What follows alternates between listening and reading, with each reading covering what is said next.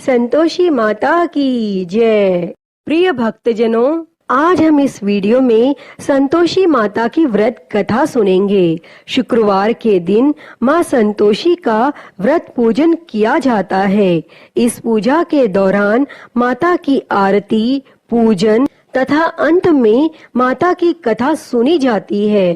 तो आइए सुनते हैं संतोषी माता की व्रत कथा।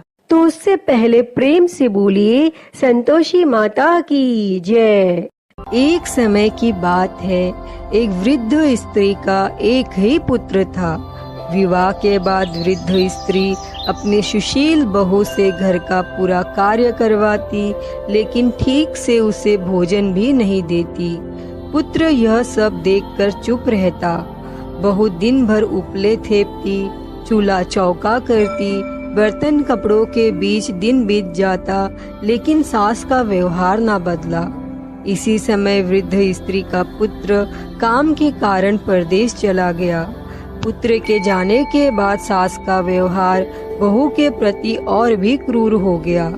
एक बार बहू मंदिर गई तो उसने देखा कि बहुत सी स्त्रियां संतोषी माँ का व्रत कर रही थी। बहू ने स्त्रियों से व्रत की जानकारी ली। स्त्रियों ने बताया कि शुक्रवार को नहा धोकर एक लोटे में शुद्ध जल लेना, गुड़ चने का प्रसाद लेना, सच्चे मन से माँ का पूजन करना, खटाई भूल कर भी ना खाना। व्रत का विधान सुन बहू संयम से व्रत करने लगी। बहू हर शुक्रवार माँ से प्रार्थना करती कि माँ, जब पति के दर्शन होंगे मैं अपने व्रत का उद्यापन करूँगी। अब एक रात संतोषी माँ ने उसके पति के स्वप्न में दर्शन देखकर घर जाने का आदेश दिया। तो पति ने कहा, सेठ का सारा सामान अभी बिका नहीं है, रुपया भी नहीं आया। माँ की कृपा से अगले ही दिन सेठ का सारा सामान बिक गया तो सेठ ने भी पति को घर जाने की इजाजत दे दी। घर आकर पुत्र ने अपनी माँ और पत्नी के हाथ में काफी रुपए रखे। पत्नी ने कहा, यह सब संतोषी माँ की कृपा का फल है, मुझे अब उनका उद्यापन करना है। बहू ने सभी को न्योता दे उद्यापन की तैयारी की, लेकिन पड़ोस की एक स्त्री बहू के सुख से ईर्ष्या करने लगी। उसने अपने बच्चों को सिखाया कि तुम भोजन के समय खटाई जरूर मांगना।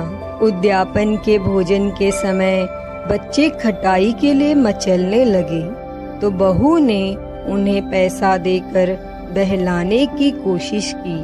बच्चे उस पैसे से दुकान से इमली की खटाई खरीद कर खाने लगे तो संतोषी माँ ने बहू पर कोप किया। उसके बाद फिर राजा के दूत उसके पति को पकड़कर ले जाने लगे। तो एक अन्य भक्त स्त्री ने बहू को बच्चों द्वारा खटाई खाने की बात बताई तो बहू तुरंत ही माँ के शरण में गई और माँ के सामने प्रण किया कि वह अगले शुक्रवार फिर से उद्यापन करेगी। यदि पति न आया तो भूखे रहकर अपनी जान दे देगी। संकल्प के बाद वो मंदिर से निकली तो राह में पति आता हुआ दिखाई दिया। पति बोला, इतना धन कमाया है इसीलिए राजा ने कर के लिए बुलाया था, वह मैंने चुका दिया। फिर अगले शुक्रवार बहू ने पूरे विधि विधान से व्रत का उद्यापन किया। इससे संतोषी माँ प्रसन्न हुई और 9 माह के बाद उनके घर एक सुंदर और स्वस्थ बच्चा हुआ।